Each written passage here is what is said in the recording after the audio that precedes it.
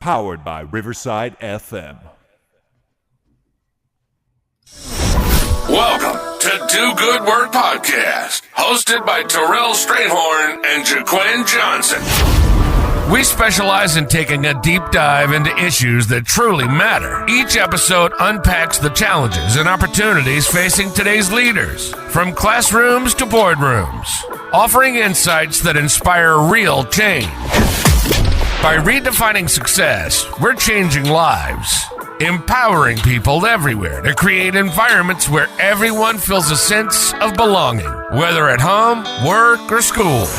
So hey, sit back, relax, grab your favorite beverage, and join us as we explore the issues shaping our futures, one meaningful conversation at a time. Let's go!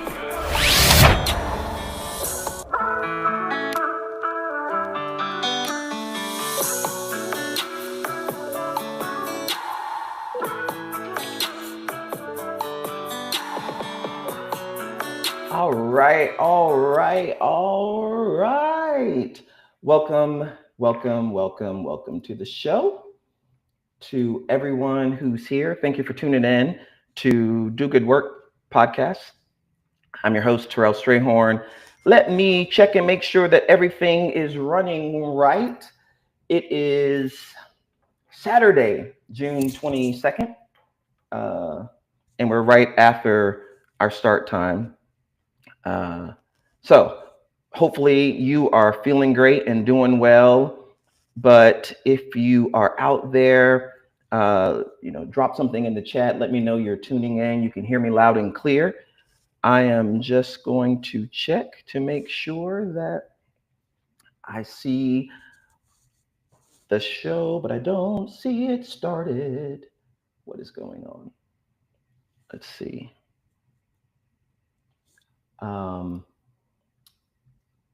I have the hardest time with YouTube acting like it doesn't want. Oh, it's here. All right. So it's not showing for some reason on my phone, but it is nevertheless. Oh, there it is. All right. So good. We're good. YouTube's great. On X. And let's see, live chat. Anybody out there, drop it in the chat. Let me know that you're here. And I'm going to repost. Oops, I meant to repost with some hashtags. All right, happy Saturday to each and every one of you. I see somebody did something, thank you. But we've got a great show for you. And want to make sure that everybody who wants to be here is here. So if you will help me like, share out on your favorite platform, it would be greatly appreciated. And hopefully you're having a great Saturday, having a wonderful Saturday. And it's been quite beautiful outside. The weather is nice. I'll just do that. All right. And get us started here. Okay. So all of this is coming together. So let's talk about tonight's show just a little bit. Welcome back to the podcast. I'm, again, Terrell Strayhorn, and looking forward to the conversation we're going to have on June 21st. You might have noticed on social media some of the flyers that were going around and out that we noticed that, we pointed out that some of the things that were happening in the world, if you haven't, noticed or picked up, we've got the largest security breach in recent times, certainly. Some 16 billion people who were impacted by that.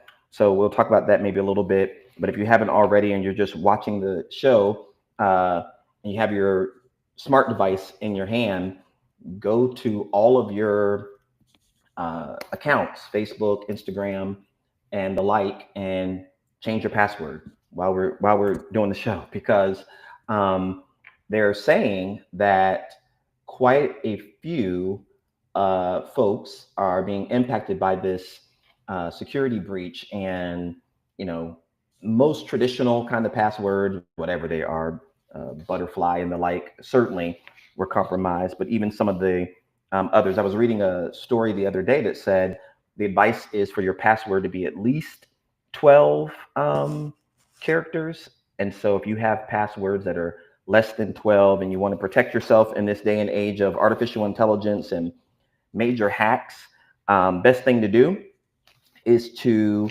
go and change your password and do it post haste. So this is the podcast, y'all know, the show where we tackle issues that really matter in education, business, and the community building. And we've got quite a bit to talk about today. We've got several shows or folks lined up for you.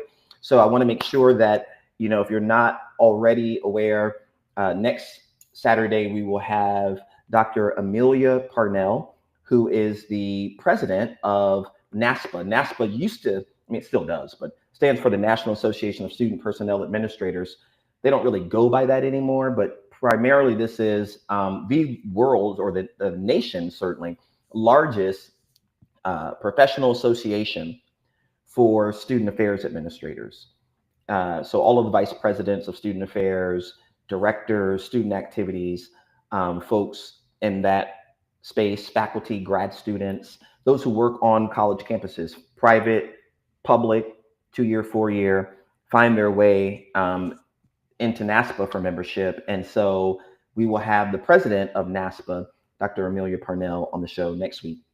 And then we got a great lineup. The dates are already stacked well into August, and I'm hoping even into September beyond. We've got plenty of people to move through. It's just a matter of having to book people, vet them, make sure that they've got something to say to the audience about doing good work, social impact kind of work, and then getting them queued up. So trying to bring some renewed energy and focus to the conversations that we're having today.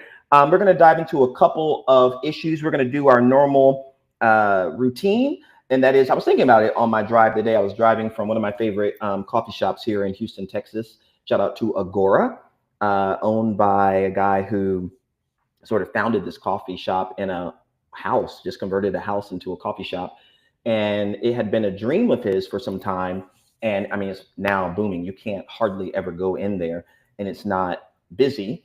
And it has hours that extend way into the 2 a.m. time period. So if you're ever in Houston, you're looking for a good cup of coffee, good conversation, good community, I highly recommend going to Agora. And on my ride back home from Agora, I was thinking about the fact that I'm running out of S words. I've got a whole sheet of them, but I think the spirit of this game is really to think about a word that reflects sort of how you feel, how your week has been, what's sort of front of mind for you. And I think one of the things that or one word that I am particularly feeling in the past, I'd say 72 hours, is one about vibration. So V, although my last name is S, so either I got to marry somebody whose last name starts with a V. Valentine's, any Valentines out there, talk to me. But otherwise, I think I'm going to switch it so that it's just a word that reflects how you feel. And so for those of you who are in the listening audience, whether you're listening on YouTube, LinkedIn, Facebook, X, I think those are the platforms, feel free, drop it into the chat and, let us know how you're feeling, what your word is for the week. And so anyway, my word is vibration. And here's why. That, I'm an energy person. I was just telling someone this last night, that I'm an energy person. And, I was born in the month of May. I love sunlight. I like to tell people I'm solar powered. I love warm weather. Most warm weathers that, people will find really, really abusive to them, or like too warm, I actually like it. And so I think that's all of that. I'm an earth tone, so sun and heat and warmth, but also energy. And so I remember I spent some time in my life living in Washington, D.C. And to all my church friends who are watching, just don't judge, safe place, right? The podcast has to be a safe place. But I would go to the nightclubs, to hang out, go to dance, do whatever. And I remember sometimes being in the club, I would tell my older brother that I didn't enjoy it as much because when I would walk into these clubs, sometimes I would feel something, a pull on myself, a pull on, so like I just felt out of place. I felt like someone was taking something from me, although no one was physically even around me or necessarily even touching me.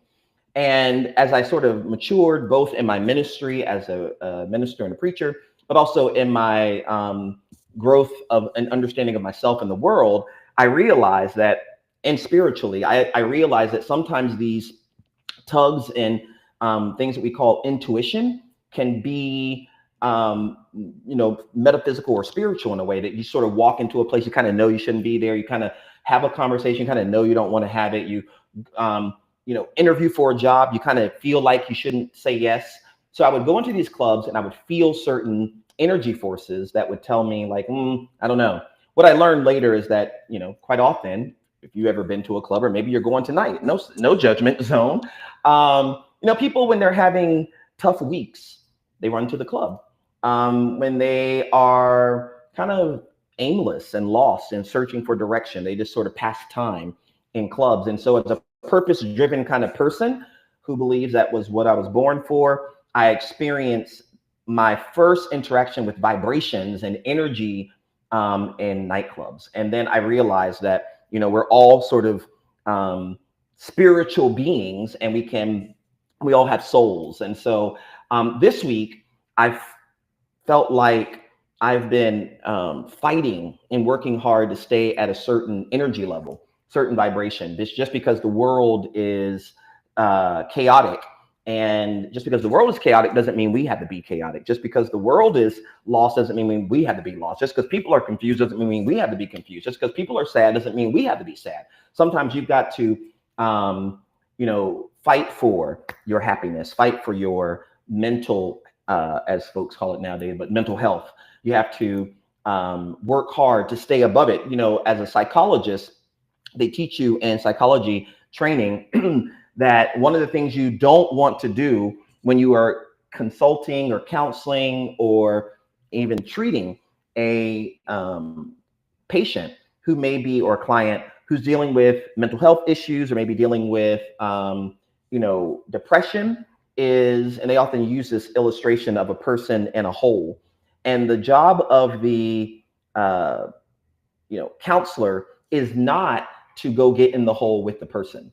No, because one of you got to stay out of the hole in order for there to be some restoration or some growth, right? You don't go get in the hole with the person and then pull them up. You've got to stay grounded, stay lifted, and offer support.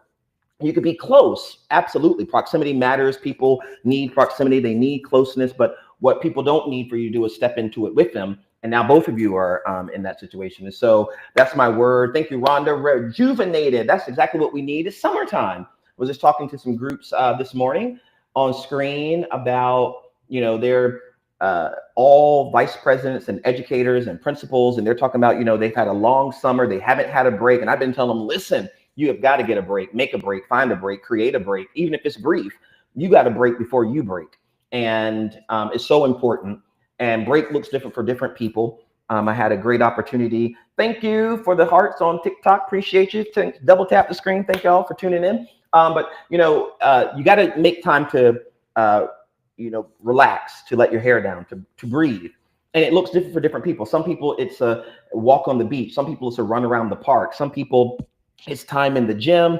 For others, it might be, that today, as I said, I went to my favorite coffee shop and I was reading a book, which is a marvelous book. We'll talk about that another episode, another day. But if you haven't already, please feel free, drop a word in the chat, whether you're on TikTok, X, YouTube, Facebook, drop a word in the chat. Let us know what word sort of represents how you're feeling right now, wherever you are in your place and station.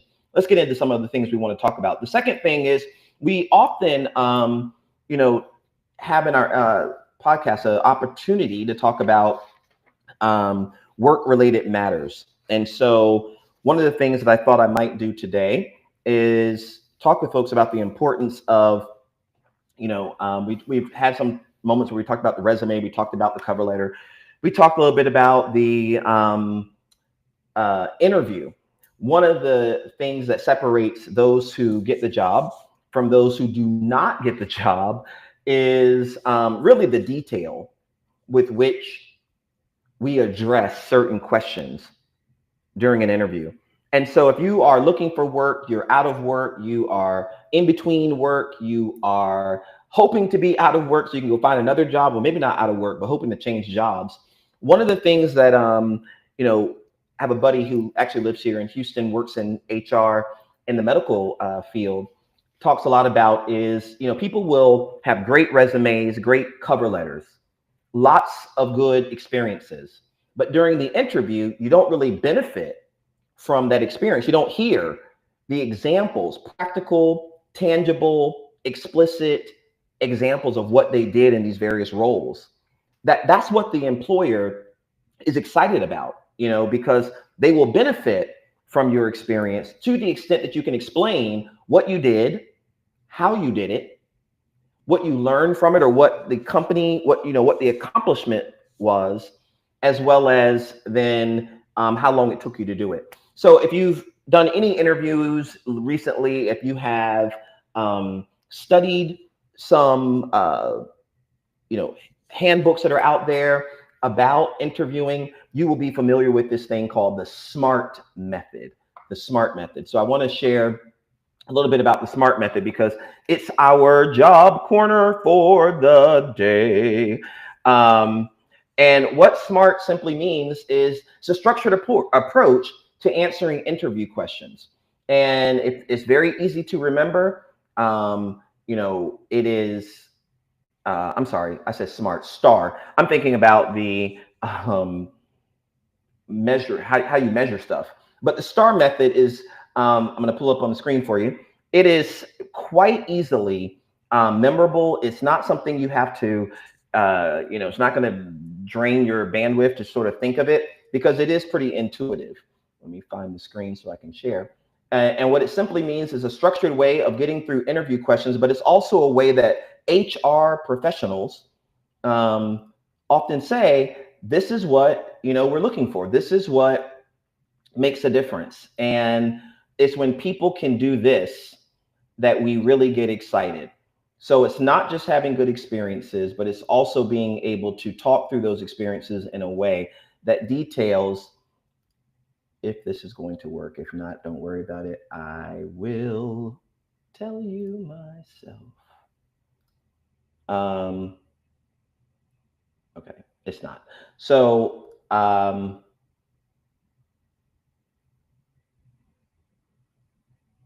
okay, let me do it this way. It's not going to look the way I want it, I don't think, but it's a way.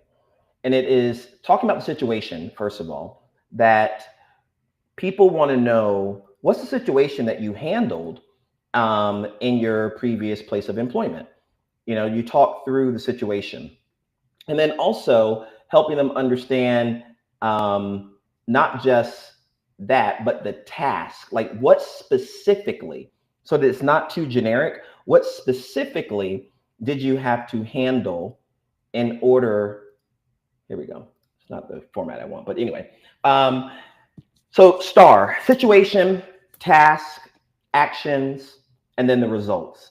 So you can sort of tuck it into your pocket, put it on the back of your napkin, write it on some notes. And when you're in your next interview, you talk about this. So they may ask you, tell us about a time where you've had to manage a time-sensitive project. And you wouldn't want to say yes to that question, although yes, I have managed a time-sensitive project is part of the question. But they're asking you to tell them about a time, right? And so it's not like, oh, well, it was on a Wednesday and it was stormy that day. And actually my boss wasn't there because they were sick with bronchitis. You get lost in the weeds when you start that way. You really want to stay focused on the question at hand, right? So the question is really about, hey, recall a time where you have had to manage a time-sensitive project. So the first thing you got to explain is the situation, so the interview understands the context of your example. They don't need to know every single detail. So, when I once worked as a manager at Starbucks, whatever, at fill in the blank company. 2, talk about the task, the problem, the challenge that you took on, the responsibility for completing or the goal of your effort. So they're asking you about this this time-sensitive project. So one time I was a manager at this company, and we had a client who had to pivot their business quickly. And so time was of the essence. And they reached out to us and had us in contract with us to sort of, develop a strategic plan in short order. Situation, task. Now describe the actions that you personally took to complete the task or reach the end goal. And you want to highlight some skills and some traits that are addressed in the question, but also some skills and some traits that you know that you need for the job you're interviewing for, right? So when faced with this situation, I quickly moved to develop a plan. I distributed, tasks equitably and fairly to my team. I informed people on the team of their particular task or action. And then I resourced the team by giving them what they need. I gave the marketing folks access to technology. I gave the communications people a summary of the project. I gave those in product development this. And then as the manager, I was sort of intentional about just overseeing operations as we implemented the plan that I built in order to deliver for the customer in short order. Explain the positive results, that's the R, and consequently, we actually met the deadline sooner than expected. In our evaluation or assessment projects, 100% of the clients that we've worked with in this way were satisfied with their product. The company was able to pivot and realize a 15% profit margin, whatever it might be. You know the words for your industry and your field, but using the STAR method allows you to take an interview question and really illustrate for the employer the situation, the task, the actions, and the results that you achieved in previous roles that you're able to deliver for them. So my question for those of you who are listening in the chat, on TikTok, all across, which of these have you used? Have you ever used the STAR method? You can drop it in the chat. Let me know. Do you find it useful talking through it? Or is there something else that you use to help make sure that you sort of address each area of the questions? STAR method. What's up, Jacob? Glad to see you out there. And congrats. I heard you got your special delivery. So hopefully soon we'll have some footage that we can share with folks who are purchasing belonging hoodies. Belonging hoodies. I don't have to do that now. My camera can go down. But you're right. Jacob also mentions that it really makes you shine light on your experience. Yep. So you could be a star. I can't really present this without admitting that there have been times in interviews in the past where I have gotten lost in the details of something that ultimately did not matter, or maybe I didn't get lost in the details of something that didn't matter only. It's also the fact that, I know what I did, right? So I worked with my team at Lemoyne-Owen College when I was vice president for academic and student affairs. So Lemoyne-Owen College in Memphis, Tennessee is a private liberal arts college and enrollment driven, dependent. It's got to have students enrolled, doesn't have a large endowment, and doesn't have a complicated network of revenue streams. So it depends on tuition dollars in order to make payroll, in order to handle expenses, in order to, update facilities, whatever it might be. So that's the context for the institution. And at some point, as vice president for academic and student affairs, enrollment management reported to me. And so I knew that enrollment was important. Enrollment doesn't just happen. You have to manage enrollments. You've also got to go get enrollments. You got to get people to come to your school. You got to recruit them. And then when you recruit them, you have to retain them. And so all of this is happening. And but I was really fortunate, had a dynamic group of people who were working at the university or the college at that time, who believed in the mission, the vision, our students, and what we were trying to do. And so seeing this need for enrollment and more recruiters, because quite frankly, when you have limited resources, you can't hire, 200 recruiters. That wasn't going to be possible. We didn't have those kind of dollars. So I had lots of alumni who were like, I love Lemoyne. I want to help. Is there anything I can do?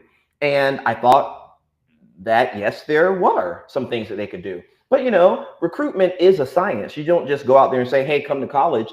You've got to know some things about recruitment. You got to know things about the institution. You have to know how to answer people's questions. And so anyway, long story short, working with my leadership team, we imagined that we would create what we call the sort of street recruitment team or something, where we went out and we took alumni and staff and community members who believed in the place, had our enrollment recruiters, our enrollment counselors train them on the mechanics of recruitment.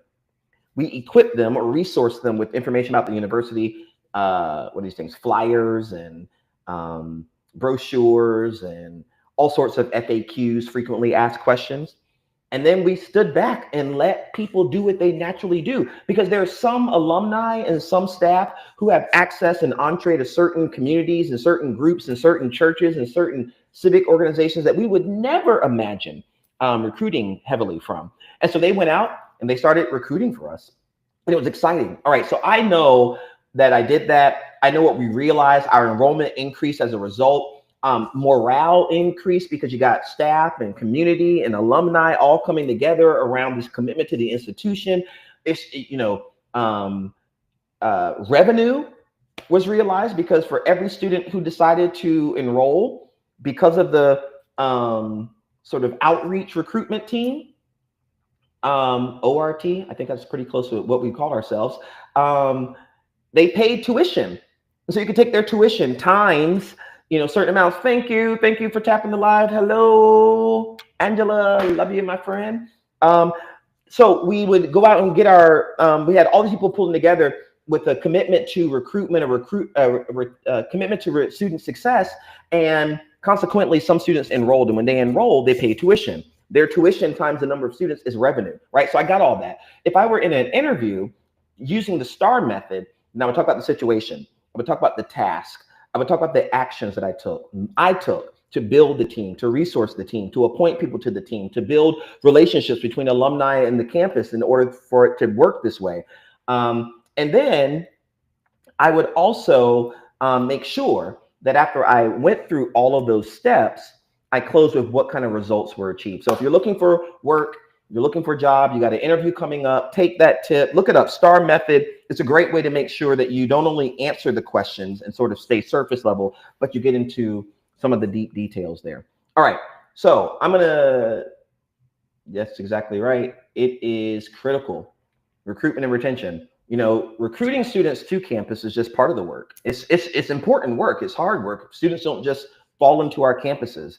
As I'm sure I've said many times in this podcast, that we've got over 4,300 colleges and universities in this country. That means any one student has at least that many options in the US alone. But there are also institutions in other countries, and increasingly students were imagining going abroad to study for college. We got to figure out how students are moving about in higher education as a result of some of the current political challenges we face, but nevertheless, they have lots of options. If you want a student to come to your institution, long gone are the days where students just go to the college just right down the street from them.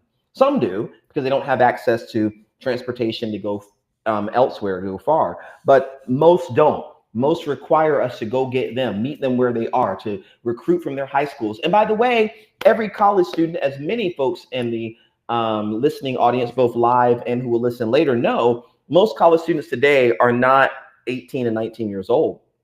We have large numbers of adult learners who are returning back to college after years of being away and working. We've got military vets in college. We have large numbers of foster youth and formerly incarcerated folks who are coming back to use education as a way to get back restored and to integrate back into society successfully, to get jobs and to achieve their best dreams in lives. We've got large numbers of students who are living with disabilities, cognitive impairments, and physical impairments.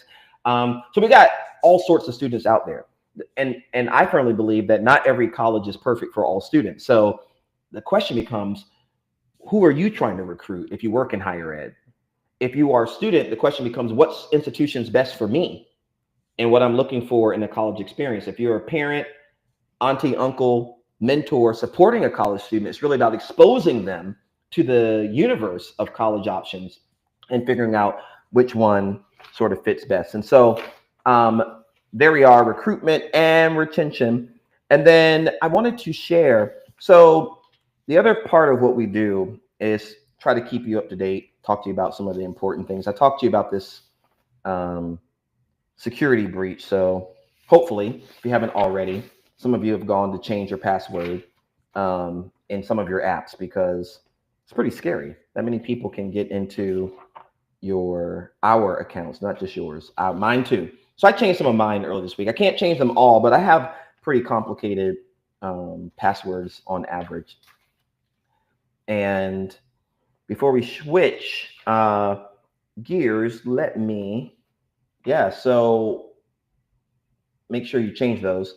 We've got more turning to education for advanced degrees, more so now that we are in uncertain economic times. I don't know why this didn't want to give you the full time on screen. This is something we know about education. Now, no one has necessarily declared our current situation economic recession, but we know that there is a relationship between the economy and people's education patterns. That when the economy is doing well, people typically don't go to school because they're able to get jobs, they're making good money, the economy is doing fine, they're paying their bills, they're having a good life, everything feels good. So generally speaking, economists and education economists have shown us that when the economy is doing well, jobs are plentiful, people are getting paid what they feel they want to make, not a whole lot of people are demanding access to education. When the economy gets funny, jobs get tight, money or salary changes, shifts. And here's the other thing that's happening in the workplace, and that is there are all sorts of new jobs out there, and there's new competition for some of those jobs, right? So technology, artificial intelligence is starting to replace some of the things that we used to see as jobs. Like right now, I have worked with several companies who are my clients for consulting part-time. And many of those executives do not have formal full-time or part-time schedulers, people who manage their calendar. They don't have them anymore. Their calendar is largely managed, and the setting up and arranging of meetings is done through technology. It's a doodle poll. It's a Calendly link where they've integrated technology to where I can see their calendar. I can see the dates that they have blocked, the dates they have available. I can align it with my own. I grab a time. I can decide, do I want to meet by Zoom, meet in person, meet by phone?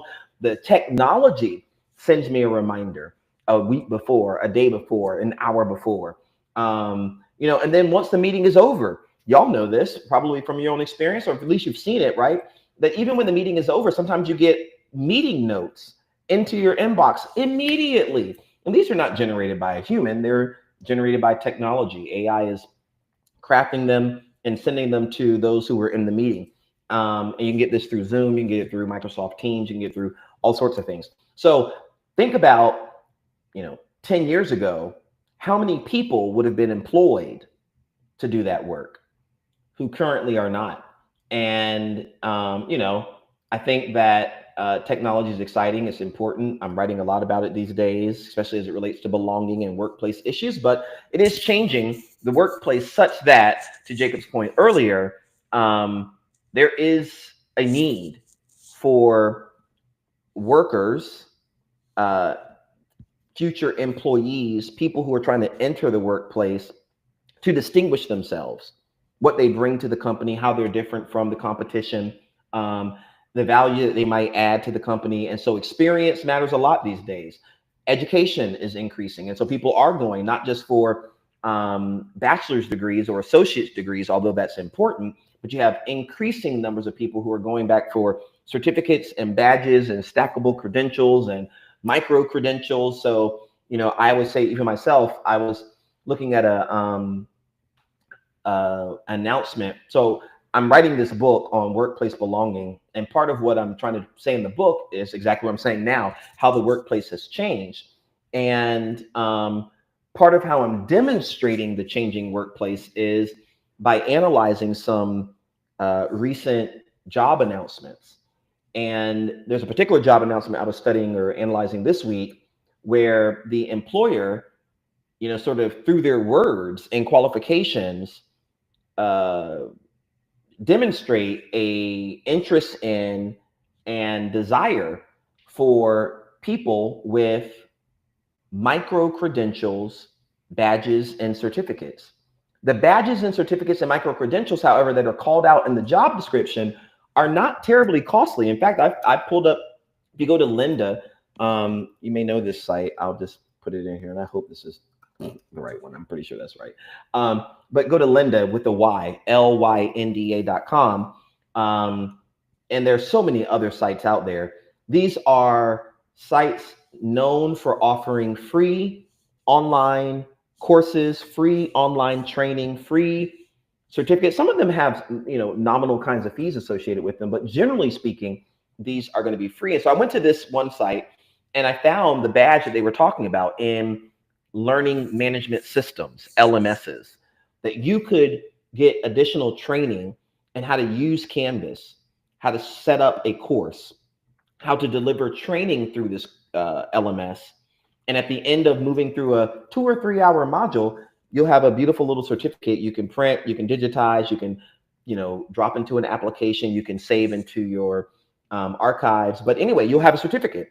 And so that's the world we're living in, where many times people are applying for jobs, and in their application, they're delineating, 5, 6, 7, 10 certificates, badges, or micro credentials that they have achieved or earned in industry relevant kinds of skills as a way of, again, securing the bag, securing the job, outpacing the competition, demonstrating skill, competence, and value that they could add to the company.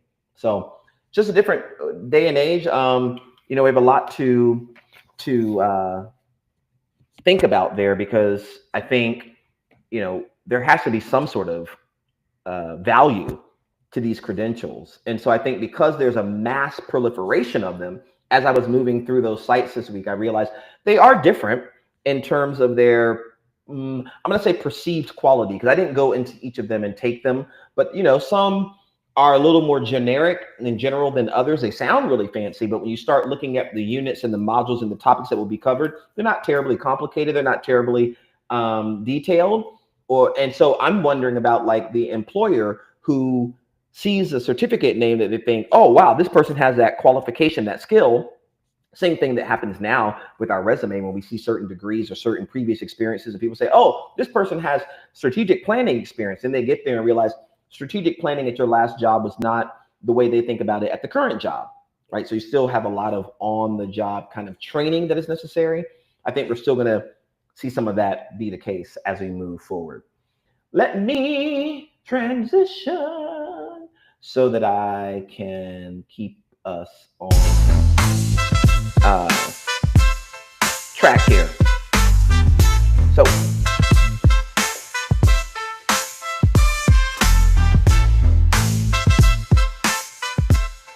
all right. So our second little part to the episode, is really looking at another issue. And so this week, trying to stay current with the news, I came across a study from CNBC. Shout out to CNBC. It'd be great to partner and do something together. I'll make sure I tell you all about something there too. But yeah, it's a new study in CNBC, and I'm going to share my screen for this one too. Hopefully this one will work perfectly.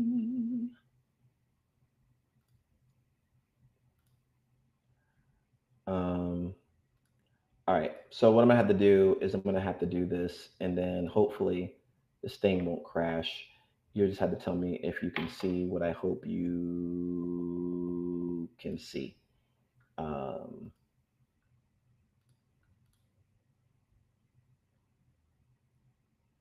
Let's see here. Well, you know what? I'll do this. I have no idea what this is about to show. Well, no, it's not gonna let me do it. Okay, let's try this. I promise you these things work so much better in the pre-show than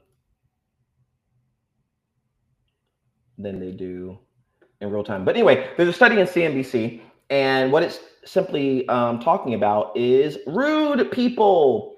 They are everywhere. That's not me saying that. That's literally what they are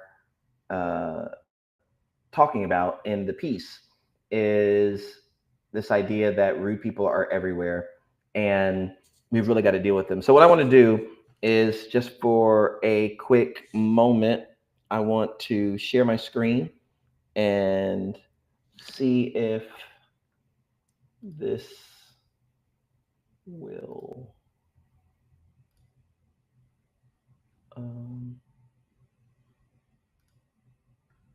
now this should share, I think. Now the problem is I gotta make sure. There we go. All right, let me try this again and share with you about CNBC. Rude people. You ready for this? Rude people are everywhere. CNBC did a study, in case you didn't know that they were everywhere. And it tells us a couple of things. Hopefully this is showing. So we got this CNBC study that really was talking about the fact that rude people are everywhere. The thing that I thought was really interesting in the piece is that how they define rude. I want to make sure you get the study too, so I'll be sure to drop that in the chat. I'm not sure if I can do that while doing this, but you know, it's rude people are everywhere. And so they have this study that really is talking about, from psychological research, one, what rudeness is, why it exists, how we can learn to deal with rude people. All of this is really, really important. And so as I was moving through, here we go. As I was moving through the piece, I thought, you know what? I definitely want to talk about this on the show. We were doing some preparation yesterday for it. There's the link for you if you want to follow along.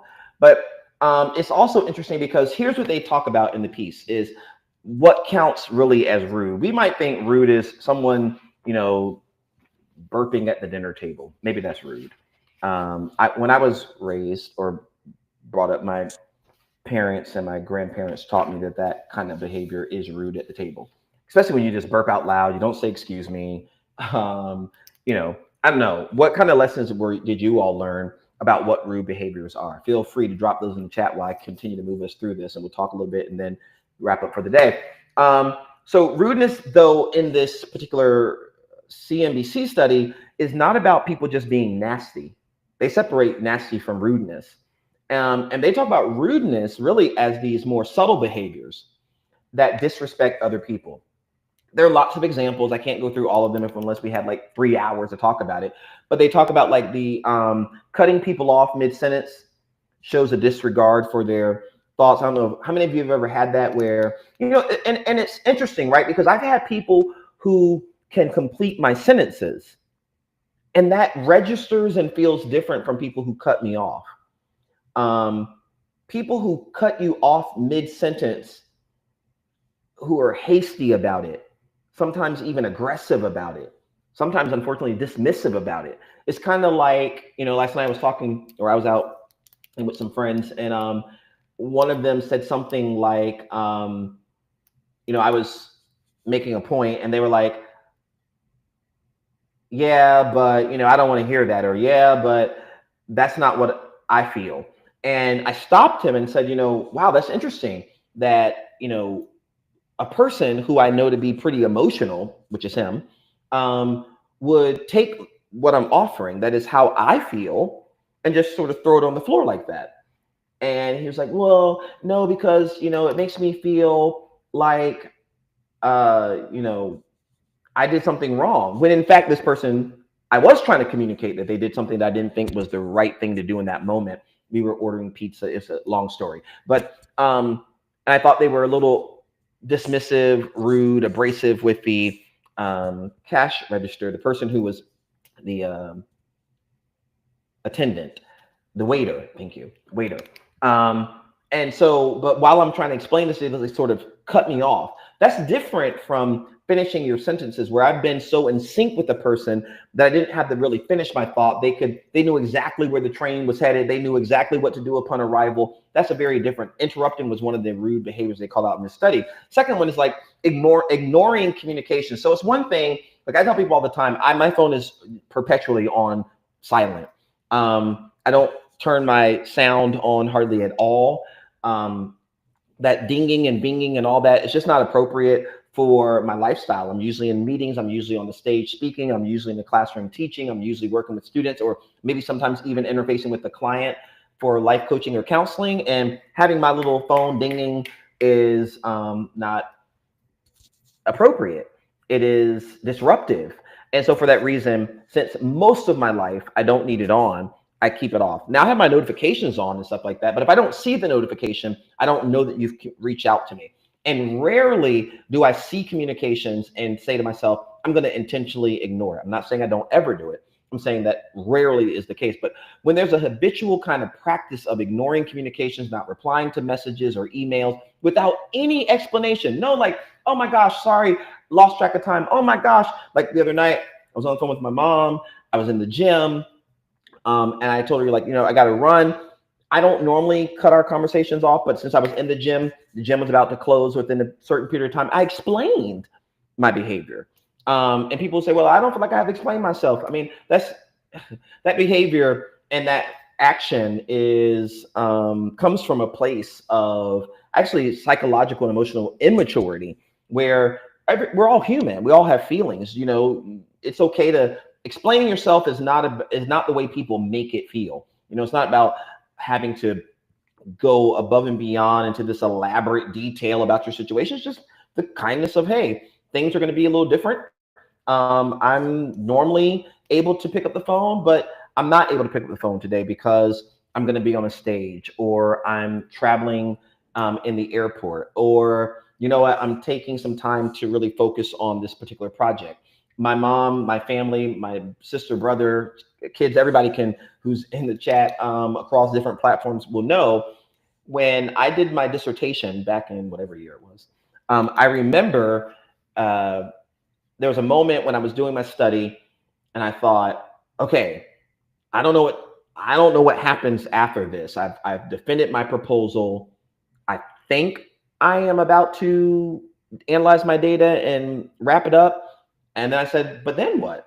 And so I was going to meet with my advisor, but I met with my methodologist, who was not my advisor. And I remember meeting with Dr. Singh. Dr. Singh, if you're ever out there, you listen to this podcast, thank you for everything you did to prepare me for my future. But one of the things that I will never forget, going to her office and saying, like, hey, I've defended my proposal. I'm working through my chapter 4 and 5, just trying to see like what's next. And I'm hearing about this thing called the final defense.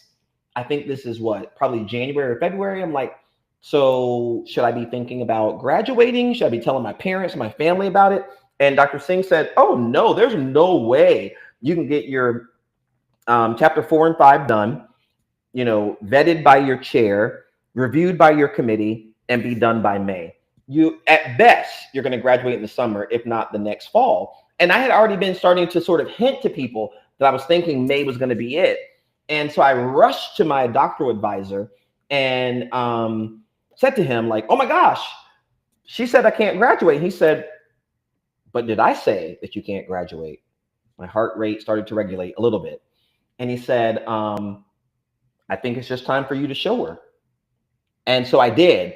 I went to it. I will never forget 2 or 3 things I did. One thing I did was I wrote a note to my entire family and said, listen, I will not be coming home for holidays. I will not be coming home for New Year's. I won't be coming home anytime soon because I'm about to buckle down and focus on knocking out these last few chapters. And it turned out I actually did need that time to really analyze my data, clean up my data, analyze the data, write it up, go back and forth with there was no time to waste. In fact, one night I stayed up so long that my body never reset. I don't know if you've ever done this. I stayed up for 48 hours nonstop. I was so tired, but I was writing because, you got to get this stuff done so you can get it to your chair before he goes on vacation. He's got to give you feedback. You get it to your committee. And you can't, at my institution, Virginia Tech, you couldn't defend in April. No, you couldn't defend in May if you're going to graduate in May. The very final date had to be like mid-April. I'll never forget. I defended on April 21st for that reason.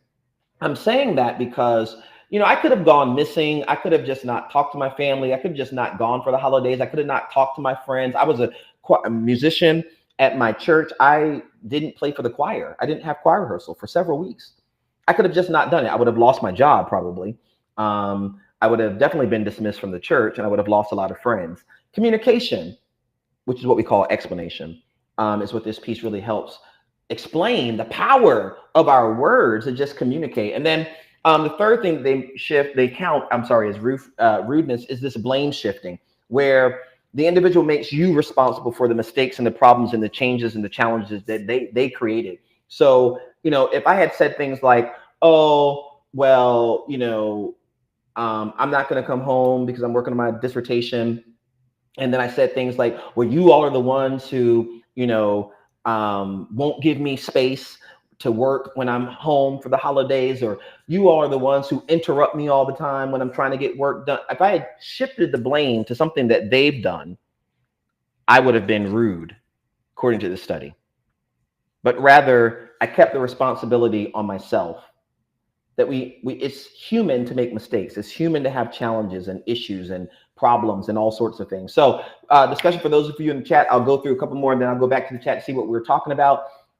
What's the rudest behavior that you have encountered recently? And how did it make you feel? If you don't mind sharing in the chat, rudest behavior you've encountered recently at work, at home, on the bus, in the gym, on the road. The coolest thing about this article, I was afraid that was going to happen, that when a Mac meets a Google Drive, this is what happens. But the article is also really helpful because it presents some tactics for dealing with rude people. One, it says, address the behavior. Talk about what's happening without attacking people's character. Just address the behavior. The behavior is consistent. The behavior of this. What was it done? What is it that the person's doing that's causing it to, that's feeling rude, feeling dismissive, feeling hurtful, feeling intentional, right? Secondly, to set clear boundaries. It's okay. I spent a lot of time talking to my friends last night at pizza. I don't know where we got this idea. Like, it's okay to be direct with people. People don't like directness, but it's okay to say, like, this hurt my feelings. When you do this, it makes me feel this way. When you call me that, I feel less than, that's not the way I want to be referred to. And that it's okay for you to also say, like, and I'm not going to be referred to that way.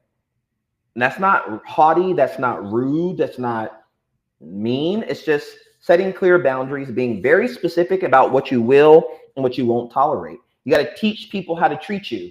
And quite often in teaching people how to treat you, you have to first of all learn how you like to be treated. Focus on change. So don't get caught up in the, well, it was this day and you said this and this over here and that phone call over there and that text over here. Keep it focused on behavior. And if you really want the conversation to stand the chance of being positive, according to the CNBC study, you're really looking at aiming at behavior improvement. So what's going to happen after this conversation that's going to make this better for us?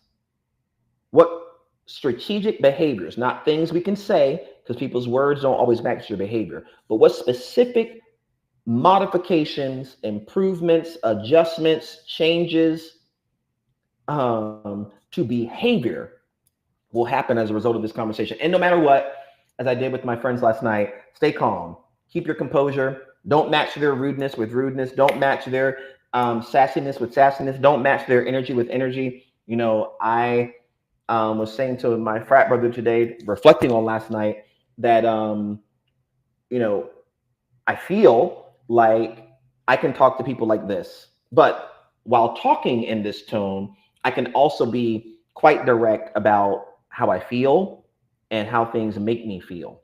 And if a person's not comfortable with someone being direct like that, like I've run into some really emotional types in my life who hear that directness, that resolute kind of opinion as judgment, or they mix and mangle it into blame, or that they're a bad person. And I think they have to, you know, I always tell people, like, stick with my words. Don't add to it. Don't subtract from it. I can just give you what I want you to have. And that is, we're all imperfect. But just because we're imperfect people doesn't mean we have to go around punishing each other and hurting each other and blaming each other. We don't have to be rude. We can be compassionate. We can be empathetic. We can be kind. So for those of you who are writing in the chats across platforms, what tactic is the hardest for you to implement? Let me see. For me, I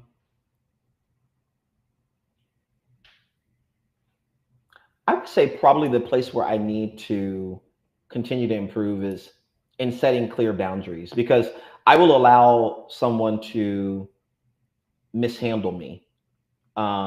If, you know, and sometimes I can set clear boundaries about what I won't accept and what I don't want to accept, but then I turn around and accept it. Or, you know, I'm, you know, very gracious and often extend multiple times because partly I want people to give me multiple chances and times. And I want, as a man of faith, I want God to give me multiple times and multiple chances. But I also have to learn how to balance that a bit, because was that fool me once, shame on you, fool me twice, shame on me, fool me 15 times, I don't know, I'm just a fool at that point. I don't know. So I think you have to think about that. How do you balance it so you can also preserve your well-being? Let me close with this last piece of this this article from the CNBC study says this, that powerful phrases that you can use to deal with rude people. All right, take a screenshot on your phone, with your phone, your iPad, write it down on paper, tweet it, put it in your notes. These are the powerful phrases that you can use when dealing with people who are rude. Rude, again, is not burping at a table. Sometimes it's people who just totally disrespect your humanity and the fact that you too have feelings and that you too have expectations and desires. So one, you can say things like, hey, you seem frustrated. Thank you for those in the TikTok room. Double tap the screen if you don't mind. Help us. I think there's some sort of contest going on here. So help us here. Can't remember the word right now. You seem frustrated. Something wrong? Right. Two, I like this one when I was reading the article. I'm surprised you feel comfortable saying things like that. Yeah, I'm definitely going to use that. I can hear it already in my head. Like, I'm surprised you feel comfortable saying things like that. And I might even add sometimes to me. You know, I think it's also pretty good. I see your point. How can we focus on making this work better for us? I had a friend a couple years ago who introduced me to the phrase, thank you for sharing. When I first heard it the first couple of times, I thought it felt superficial. Like it wasn't necessary to say. Maybe I learned, however, it was important for them to know that I was hearing them. I valued their perspective. How do you know someone values your perspective? They might say, I appreciate you sharing that. I appreciate you being vulnerable. I appreciate you telling me that. I appreciate you taking the patience to talk to me. So affirming for people that you do hear them. I see your point. How can we focus on making this work better for us? I can tell you're upset. Can you explain your point more calmly? You know, when someone's going off and they're just unraveling, that maybe some responsible party can say, look, I can tell you're upset, or maybe we're upset. Can you explain your point to me more calmly? And I'll try to do the same. And then lastly, when necessary, that, you know, I just please stop. You know, I have had times where I have realized that I committed to not putting myself through some things that I know just aren't good for me. It's not good for me to hear a bunch of hateful things spewed out at me that aren't true. I've done it in the past. I will not do it in the future. So it's not about walking away or walking out or giving up or throwing my hands up or leaving the job or leaving the team or whatever it might be. It's just knowing that love is no longer served at this table. So I'm going to go ahead and excuse myself until we can bring down the temperature, change that plate up, put a little love on there, and I'll come back at the table. I often, tell couples when I have counseled them and performed their marriage ceremony that, in most cases, we're talking about a ring. A ring is a circle. And for me, it's not about just the continuity of the love or continuity of the life or the flow of the relationship, although you hope it is continuous and never breaking, but it's also symbolic of the ring that the couple's getting into. And every now and again, life will throw some curves your way, and you will feel like you're literally in the ring, wrestling with one another, struggling with one another, experiencing tension with one another, disagreeing with one another. But the beauty of love and the beauty of, marital bliss in my mind is that you don't get out of the ring. You never leave the ring. You might go to the corner. You might take a break. You might ask for the referee to give you a break. I don't even know enough to know. But you don't get out of that ring. All right. So for those of you who are in the discussion, have you ever used any of these phrases or other ones that you have found effective in any of the platforms? Share your experience, and I'm going to share online. Let me go back so I can see some of the things that are happening as we wrap up today. Oh my goodness, so much good stuff going on. Yeah. So let me move through some of this. Oh my gosh, Rhonda, I have to. Walking into a room where people are already there and you're supposed to speak, you're supposed to say hello. You know what I've learned, and I'm still teaching people in my personal network, my friends really, to do is so I was taught the same. Like, you don't just walk into a room, you got 3 people standing there, you walk in and don't say a word. Last fall before, I can't remember, 1 or 2 falls before, I was teaching an undergraduate psychology course. And I remember asking students like, hey, here's a scenario. You walk into a room and people are already there. You walk in and you want to go to the refrigerator. They're in the middle of the room at the island. You got to pass them on the way to the refrigerator. Are you talking or are you not? I could easily say about half of my students said, I'm not talking. I go into the room, especially if it's early in the morning, I haven't really woken up yet. I walk straight through the refrigerator. I get what I want. I walk straight back by the people who I'm not speaking to. I go into my bed and get back in my bedroom. And I thought, man, I think I'm not wrong, but I think I probably got popped as a kid if I had done that. I don't even know if that was a expectation, but it's certainly something that I'm left with, right? Like, I wouldn't walk into a room with people there without saying hello. I don't too much walk around or walk by people without saying hello. Like, even last night downtown, walking by a lot of people. And so every time I saw a person, they made eye contact. I said, hello, hello. In fact, one of my friends was like, do you know them? I was like, no, but they're human and they were looking at me. So I figured I'd say hello. I don't know. I got the same, but not everyone has that lesson. Here's the other thing is sometimes you don't walk into a room. I don't know if I'm dragging this out a little too much. So y'all tell me what you think, but like, I don't think the same way you wouldn't walk into a room and not say hello. I find it so interesting when people walk into text message without saying hello. So I'm hey mom, hey sister, good morning, how are you doing? Hey frat, hey friend, dear boss, whatever. I don't just go in there and say, send me the report. What time is the meeting? Every now and again, if I'm, connecting with a friend, I might say, what are you doing? That's if we've already greeted in the day and like some point later in the day, I want to reconnect, might be, what are you doing? Or why? No, WYD. But otherwise, I'm going to say hello. I'm going to greet people. And I noticed that a lot of my friends don't do that. More do now just because either I've addressed it or I started modeling it and they've caught on, but some have not. So ignoring communication is another,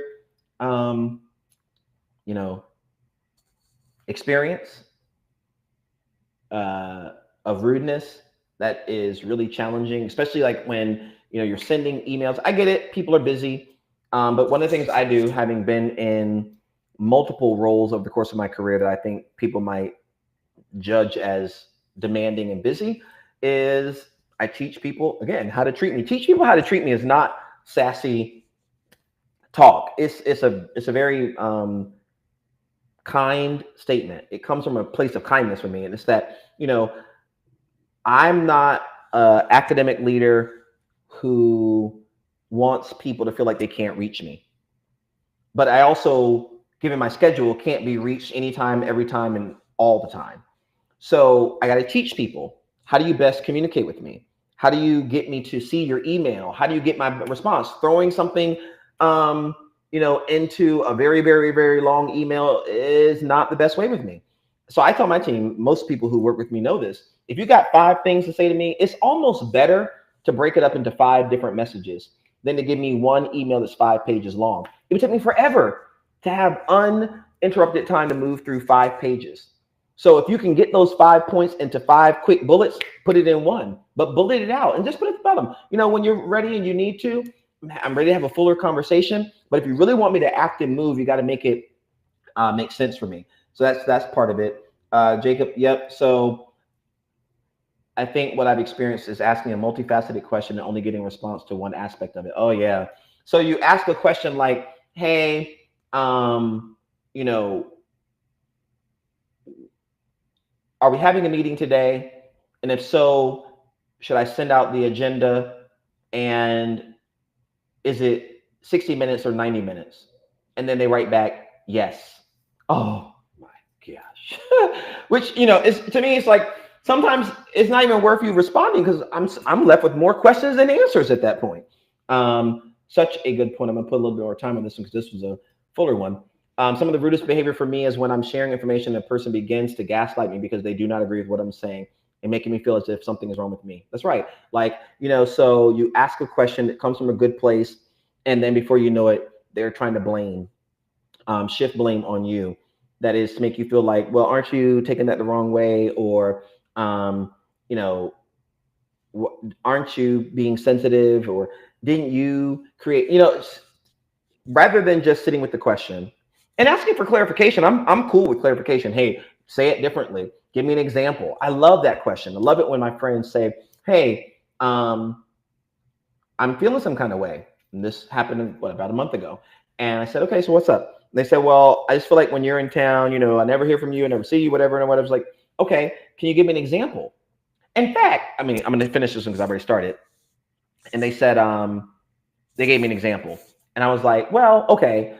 And I explained why that particular point in time when I was at home after weeks of travel or days of travel, I was off the grid. Yesterday, I was saying to one of my friends something, and I said, give me an example. And they said, That's a good question. I can't right now. Let me think about it. So sometimes people get upset and they get in their feelings and they can't even, they're feeling something and they're putting words to it before they've even really thought through it. So that you don't have to, attend every fight you're invited to. I've never used any of those expressions, but I do love, I'm surprised you feel comfortable to say that to me. Rhonda, I'm with you. I'm using that one.